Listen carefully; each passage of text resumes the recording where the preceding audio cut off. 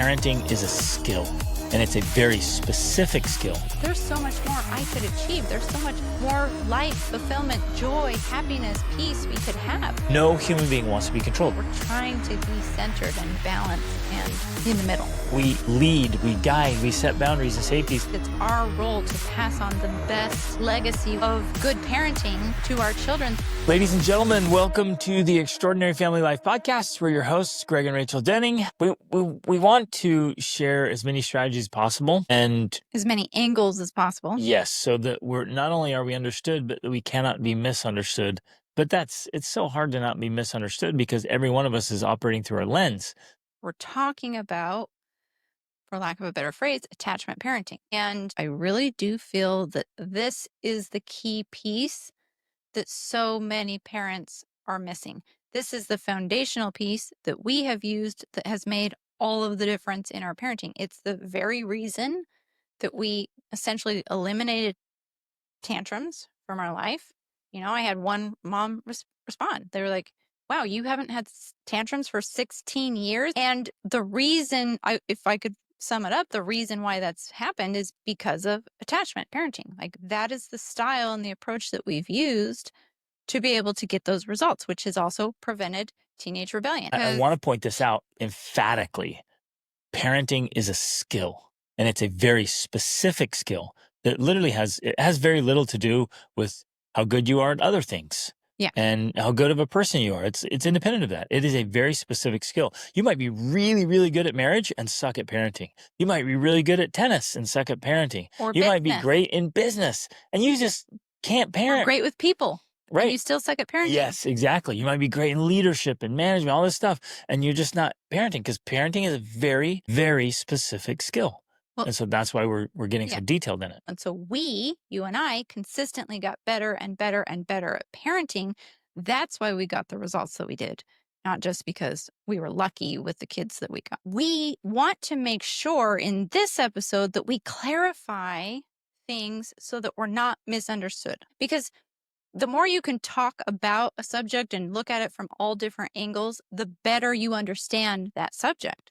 And so as we're talking about this as one of the most important parenting strategies and approaches, we need to make sure that we have a very clear picture of what it looks like so that we're not using it in a way that then actually doesn't work and becomes detrimental to the relationship with our child and to their own mental and emotional well-being. And there's so much bad advice out there. Terrible, there's tons. Horrible parenting advice out there. People who have no business writing books, and they're speaking and they're sharing their horrendous parenting ideas. Because results don't lie. Right. So the results that you get, and it's also the results that are like kind of behind the scenes and reading in between the lines. Because on the surface, a family can look like, oh, wow, yeah, they're good. They've got it together. But when you learn to understand human psychology, you can see certain signs that you're like, that's interesting. Because usually that symptom right there is indicative of this problem. Deeper problems. Yeah. Well, and I guess the other thing is we have to look at like, how are we measuring? How are you measuring parenting success? That is absolutely fundamental to this whole conversation. Because one of the things that you love to say to me and the kids and yourself is don't compare down.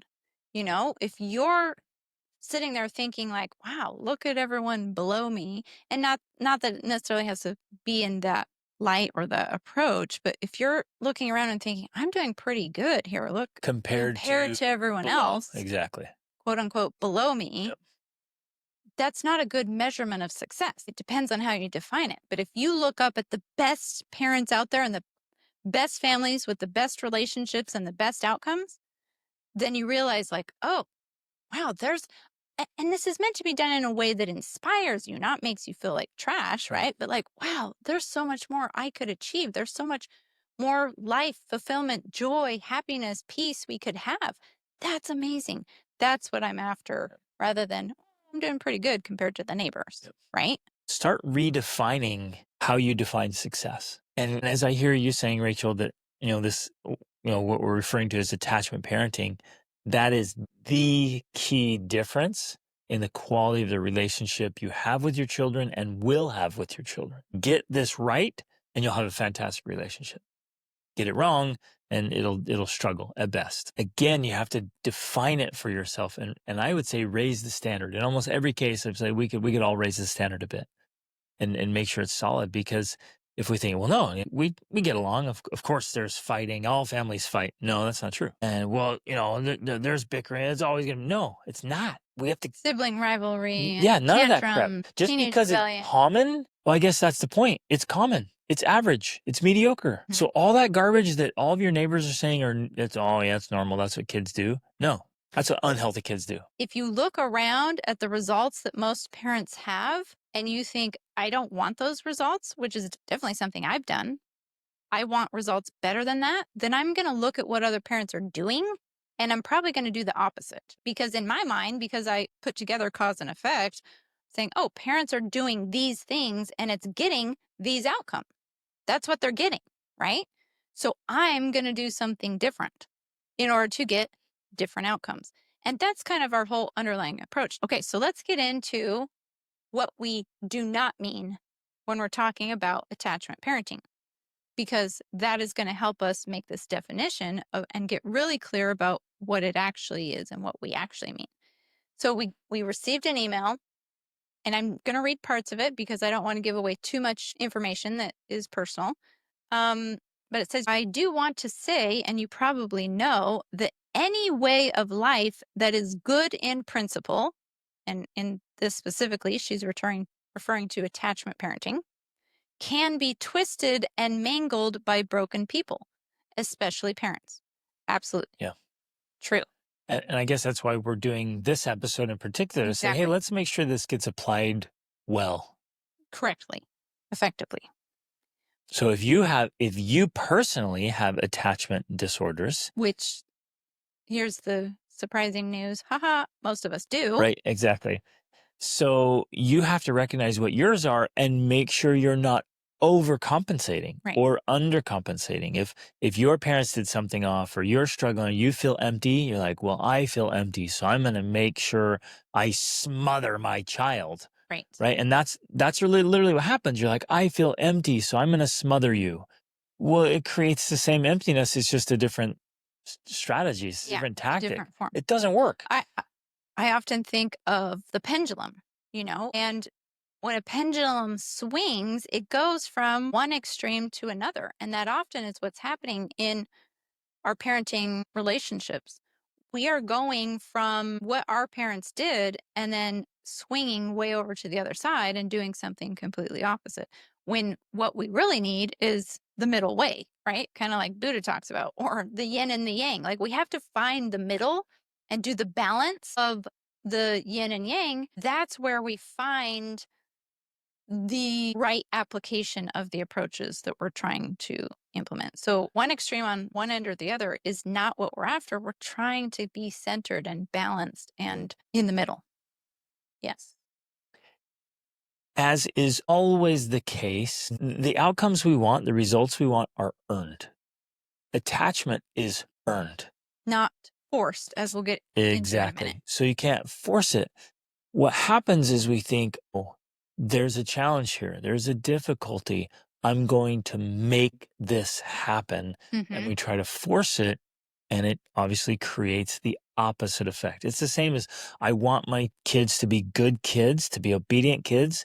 So I'm going to be nobody says this, but they end up being very controlling. I'm going to force obedience. I'm going to force goodness on these kids because I want them to be good. It literally creates the opposite. It pushes towards rebellion or resentment. Even though sometimes on the surface, it can appear to be creating the outcomes they want. And this is why it can be confusing, because if you look at the family and you look at the surface outcomes, you're like, oh, it's working for them. They're getting the results that they want. But if you look behind the scenes and behind closed doors and in the corners and recesses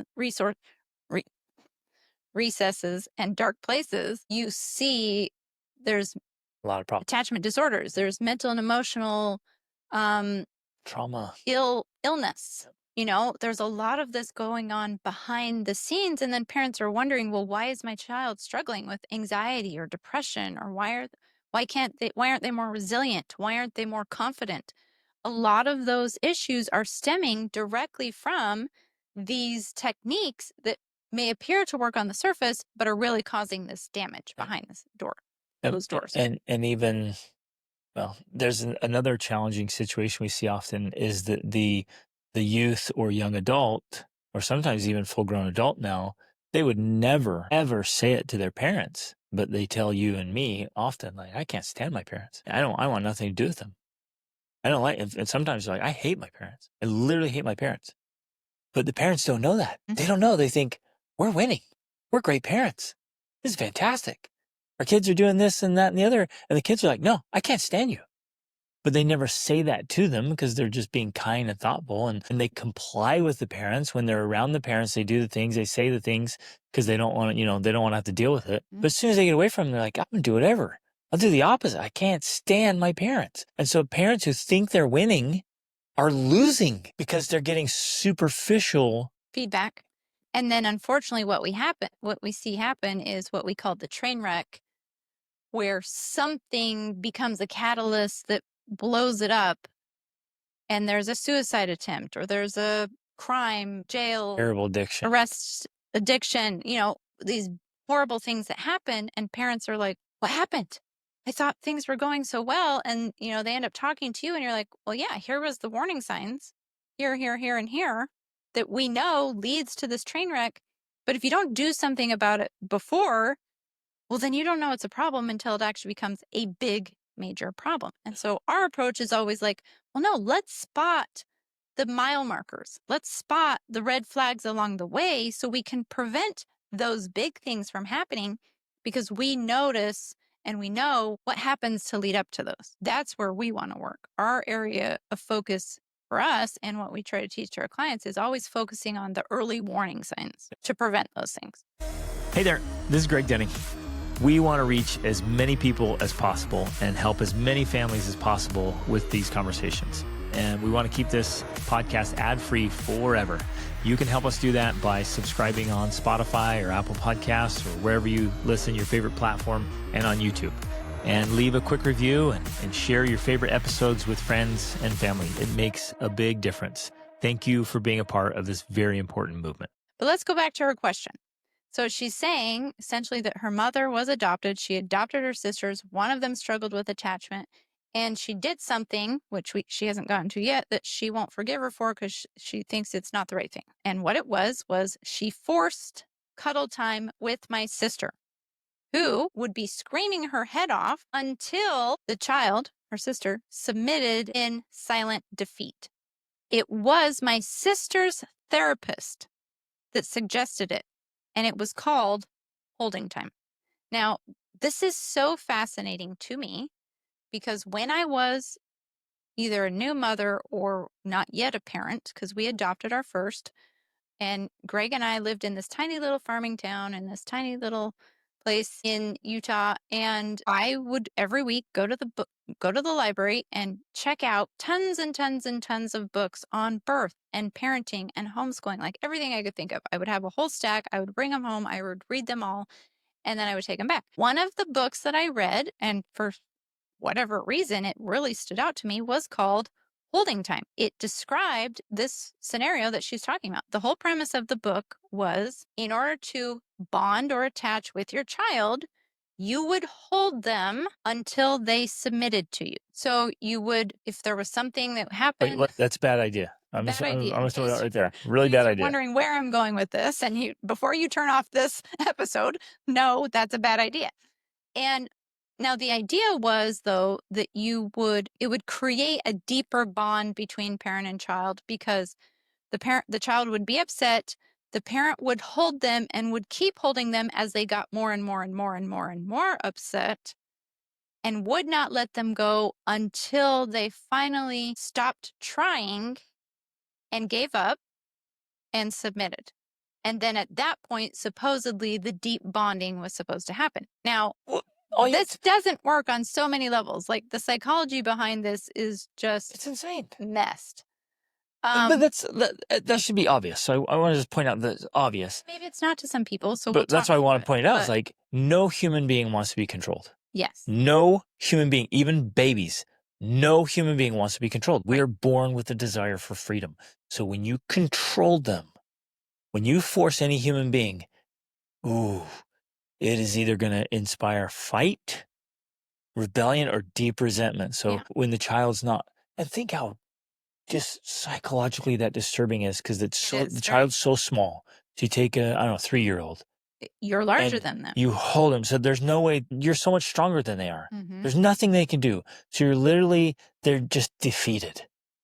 And they fight, they try, they do everything they can. And finally, in exhaustion, they just stop, like, I'm defeated. Yeah. Look what you've just done psychologically, emotionally, spiritually.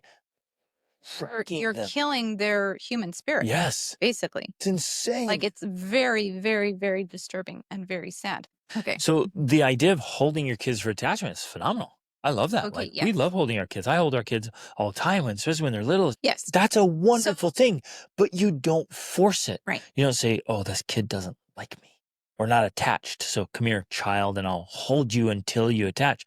That doesn't make sense at all. It's not holding until they attach. It's holding until there's defeat, and then you've ruined it even farther. Yes. And this is one example, because there's lots of parenting books about sleep training and letting babies cry it out, because in a way that's the same thing that's happening. Whether you're holding your child until they give up, or you leave your child alone and let them cry until they give up, it's really the same thing. You're breaking the human spirit, because they reach a point where they realize it's pointless if I cry out. This is not a safe world, because no one will respond to me. It's not a safe world. There's literally a part of them psychologically that dies. That gets defeated. Oh. And so sad. Whether it's that, I've also heard of and read books about having babies on these very strict schedules. So it doesn't matter if they cry and they're hungry at noon, their feeding time is at 1, so they're going to have to wait. Again, this is literally advice that's out there. Dumbest ideas I've ever heard. So the underlying idea behind this concept that we're discussing with holding time, I think, connects to the principle of honoring and respecting individual free will. Because in all of the parenting strategies and techniques that we teach, behind all of them is our respect for our children's free will. Like, whether that comes to attaching, whether that comes to eating, whether that comes to how they spend their time during the day, whether that comes to whatever topic it is, we approach it from this place of, ultimately, we respect their individual will, and we're not going to do something that violates that. That means crying it out. We're not going to let them cry it out, because, especially when they're helpless and there's nothing they can do, we're the ones that have to do the thing for them. Behind all of the things we're talking about needs to be this respect of free will. Now, people are people, no matter how small. Yes. And we've always lived by that. Like the littlest ones, like I will respect a little child, because that is a sovereign human being that needs to be respected. But to be clear and not misunderstood, let us talk about what that does not mean. Because, as one example, there's this reel I've seen on Instagram. It went viral. It's very popular. And it was satire. She was making fun of this idea, but it exists because my oldest daughter, she did work as like a nanny, and there was a woman she knew who had this approach. And it's essentially this idea of, like, I'm not going to do anything without my child's permission, right? So this reel that's making fun of it is they're running around Costco, and she's like, it's this whole, I'm not going to even touch you without your permission. So you're throwing a tantrum on the floor, but is it okay if I touch you and if I comfort you? Is that okay? Oh, that's not okay. I'm so sorry. Will you forgive me? That is not what we're talking about. Okay. We're not talking about giving your children license and individual will to do whatever it is that they want or please or whatever comes into their head. It's not about not having boundaries. It's not about free reign, right? Free reign parenting of, like, they literally have reign of the house to do everything and anything and create chaos. Absolute tyrants. Be tyrants, Because you're like, wait a minute, you're using a 5-year-old brain or a 3-year-old brain, or just wreck everything. And that's why we have parents. That's why Right. children have parents, Be- because somebody's supposed to have a fully developed brain here and make decisions, set up boundaries to keep children safe and teach them and guide them and mentor them and coach them. So yes, we lead, we guide, we set boundaries and safeties. And yes, we set up, hey, no, we don't do that. I know you think that's okay because you're 4, but that's not okay. Right. And it's my job to teach you, because children actually feel safer when they have very clearly defined boundaries. Like, that's what provides their mental and emotional security. And so if we, again, swing the pendulum to the other extreme and think, oh, I'm going to respect my children's free will, so that means they can do whatever, because unless they give me permission, I can't instill boundaries. No, that's not what that means. So I want to use one example of how this plays out, specifically related to holding time. Now, you may not recall this, because before we started this, I was like, remember I read that book on holding time? And he was like, no, I don't. I didn't. I remember reading the book, and I know that I must have told you about it because I remember us using certain strategies in an adjusted way from that book. One of which was when our youngest children were toddlers. Now, you have to also remember that we had 4 children. When our 4th child was born, my oldest child was 4. So we had 4 children under the age of 4. We had a lot of toddlers at once. One of the strategies we would use that I feel was effective at the time was, if one of them got upset, and this was back when we had tantrums, right? Or specifically often you would take them and you would hold them until they calmed down. Well, let me give us specific details, because I've even shared this with a few parents. Occasionally parents reach out to me and they have a child who's particularly difficult or belligerent. Well, and the kid dangerously goes so. bonkers, is like breaking things, destroying things, hurting other siblings, like going completely bonkers. And so this was a strategy I used extremely sparingly. I mean, maybe 10 times total ever with 7 children, is when the kid went completely bonkers, instead of, banishing them Timeout to some other room where they'd go break things or hurt people or do whatever. Instead of some other punishment. I'm like, I'm gonna hold you. And this was critically important. I was in a good state. I was totally cool. I'm not angry. I'm like, hey buddy, I'm gonna hold you here because you're just out of control right now. And so I'm gonna hold you because I love you, and we're gonna work through this right now together. But you're being absolutely unreasonable. And I'm talking to them more. They're So like trying to kick and punch, bite and pinch. Headbutt you sometimes. Yeah, they're trying to headbutt. And like, I'm strong, and so I didn't squeeze them. You didn't hurt them. I didn't hurt them. I was able to wrap my arms around them without squeezing and leave my arms in place because I have the strength to do that. So while talking in a calm voice, calming them down and telling them how to calm down. Like, taking a breath. As soon as you're calm, I'm going to let you go. As soon as you stop going ballistic, you are free. The moment you chillax, you're free.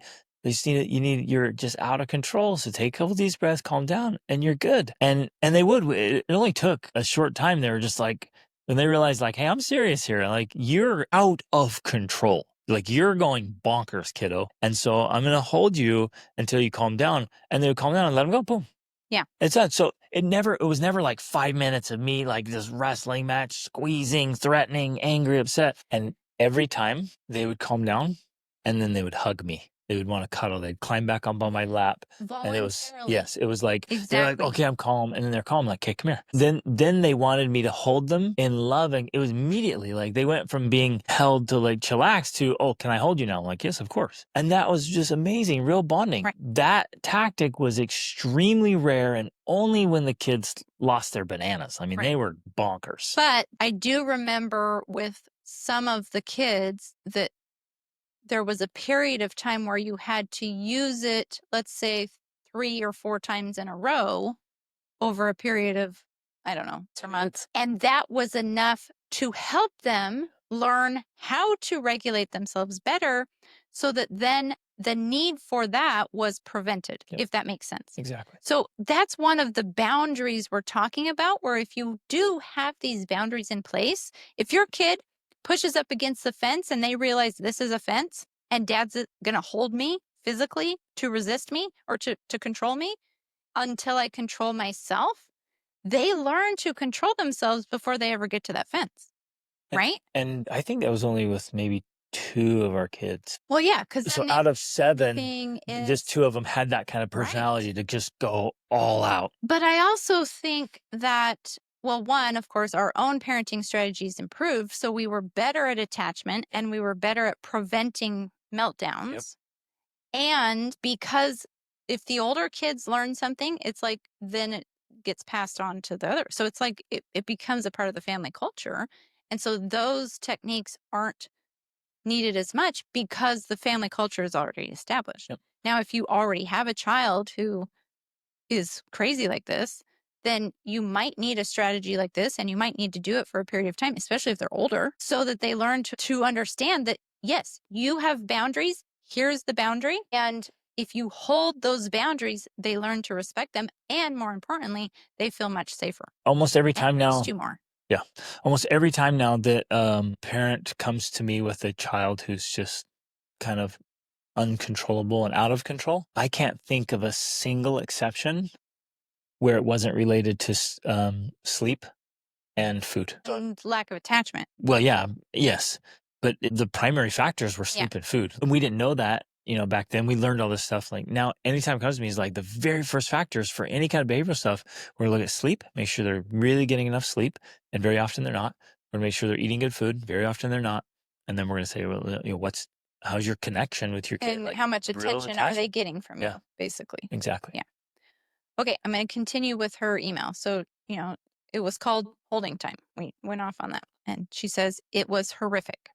I get sick just thinking about that poor baby sweating and red in the face while she slowly gave up her will and submitted to my monster of a mother. So don't do that. Don't do that. Because if your child gives up their will, trust me, that is not a good thing. And at some point in their life, they're going to resent you for that. She continues, I forgot to add that this sister is my mom's thought slave. She quite literally cannot think for herself on any subject unless she clears it first with mom. She's 20 this year, and she has never spent a day away from my parents. No college, no career, no boyfriend, nothing. Just the mommying they call homeschooling out in their farm, totally isolated from everything, which is something else I wanted to mention. Offering resources and then throwing your kids into a flood of possibilities doesn't work. She failed to teach us any kind of routine or schedule or habits and never set a good example of how to use it herself. Okay, so this is essentially talking about the idea of boundaries. Like, we can't just bond with our kids or provide resources for them or whatever without modeling it for them, without setting up the clear boundaries and expectations, and then And holding systems and those strategies and systems and and teaching your strategies, right. kids while they're in your house, you've got to teach them all the systems and strategies that work Right. for every aspect of life. So, I mean, you think through physical, mental, emotional, spiritual, social, and financial. They've got to have Yeah. systems and strategies for all of those things. So when they turn 18, 19, 20, and they're ready to launch, 25. they have all those things. Yeah. They've got all those tools. They've been practicing it for years, literally years. Like, oh yeah, I know how to do that. I've been Yeah. doing it for a very long time. You show them the way. You give them the tools, you help them practice, you coach them through it so they get better at it. It's literal skill development so that they're ready to launch and they're autonomous. Instead of, like in this case, and in many cases, we have these, 20-year-old babies. They can't think for themselves. Mhm. They can't make decisions. They can't solve problems. They can't figure things out. They won't go anywhere because they're afraid or underdeveloped, underskilled. So she continues because she's like, another thing to be careful about when you guys are talking about your kids needing you until they're 25. Now, maybe the way we've worded it has come across like that. I hope we haven't said that our kids need us until they're 25. What we have talked about, and the reason why we talk about it is because, and I grew up with this understanding too, we've been taught to believe societally that at 18 you're an adult. And that's just not true. That's actually a misconception. Adulthood officially starts later, and it varies for every person. Like, there's no hard number, but scientifically, generally the prefrontal cortex isn't fully developed until 24 or 25. Now, can you start becoming an adult before that? Of course. Like the more you take on responsibility, the more you mature and the more you become adult-like. So when we talk about until 25, what we're trying to do is help shift the current paradigm that, oh, at 18, you're an adult and now you should be ready to do your own thing. That may be true for some, but some may not be ready at 18. And again, because every child is unique and individual, we have to respect those differences and not feel like, oh, my child is a failure because they're 18 and they are still at home or whatnot. What a Well, what and a silly idea. even worse, okay, because I want to clarify on this too, because I've had people say to me on my Instagram sometimes, they're like, well, there's nothing wrong staying home. And I would agree with that, because if you look at history and if you look at other cultures, in fact, we had this woman from South Africa who was like, it's normal in South Africa to live with your parents until you're 30 or older. But the point is, and the difference is, you're a contributing member to the family household, not just someone who sits at home and plays video games while your mommy takes care of you. That's the major difference. Your child can stay at home, that's fine, but they need to be maturing and progressing and contributing to the family and to their own growth and development, not just being taken care of. Like real palpable progress. So Yeah. they are pursuing education, they're starting businesses, they're building relationships, they're really getting after it. That's a sign of a healthy young adult right there. Yeah. Like they are moving. So the fact that they might live in your house for a little bit, for a few years, okay, whatever. But they are growing and prepping for life. That's phenomenal. So in life, we have two options. You can level up or you can level off. Most people level off. Most parents level off. So no wonder their kids stop coming to them for advice or guidance, because you're like, well, I'm going to go somewhere else because my parents are going nowhere, doing nothing. They've leveled off in life. So that's how you lose influence. That's how you lose. Your kids don't come back to you. It's like, why? Why would I go to you? I hear that all the time from adults, like full grown men. They're like, I can't go to my dad. I can't go to my mom. Like they don't know any of this stuff. When I want to really lean in and level up and solve big problems, they're kind, they're loving, but I can't go to them. They have no idea. I hear that all the time, but that's not what I'm doing. I'm going to keep leveling up like crazy. So I'm always going to be 25 years ahead of my oldest and more with the others. So I'm going to keep chasing greatness so that my kids are always wanting to come and be like, dude, mom and dad are crushing it. I'm going to keep learning from them. Advice. Yeah. And so, so I guess if we have given this idea that we're talking about our children always, quote unquote, needing us, I mean, essentially that's what we mean, what you just summarized.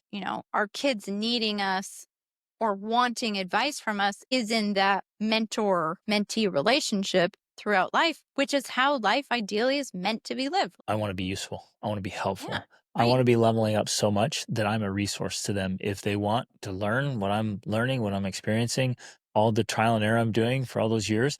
I'm not just getting older. Like I absolutely refuse to just get older.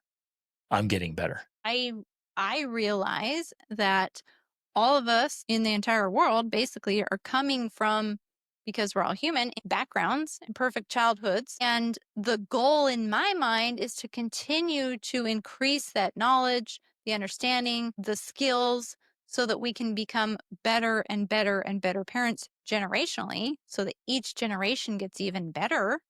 We stand on the shoulders of those that came before us. And that's kind of the idea I have. But in that context, it's our job now. Now we are the adults. Now we are the parents.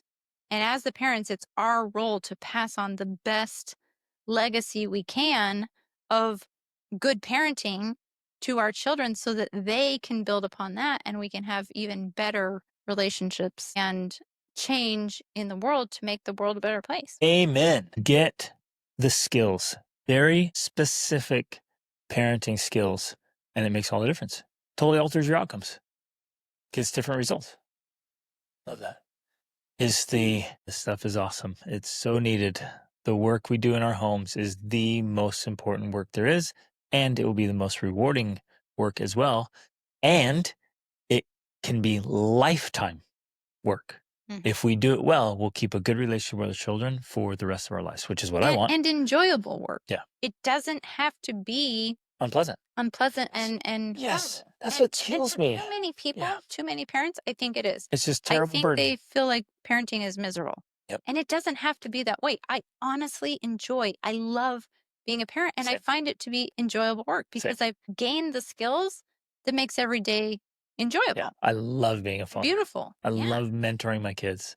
So parenting should be one of the greatest joys in your life, not one of the biggest unpleasant burdens. Mhm. So if it is an unpleasant burden, it's just because you're doing it wrong. And Yeah. that's good news, because That's then good you're like, news. oh, okay, I just get a different skill, a different tool, a different lever, a different tactic, a new system, a new strategy. And that's what Rachel and I are doing all the time. We're sharing what we've learned from decades of study and coaching people all around the world. And like, hey, this stuff just Hands-on works. experience. Yeah, it just works. So love you guys. Reach upward.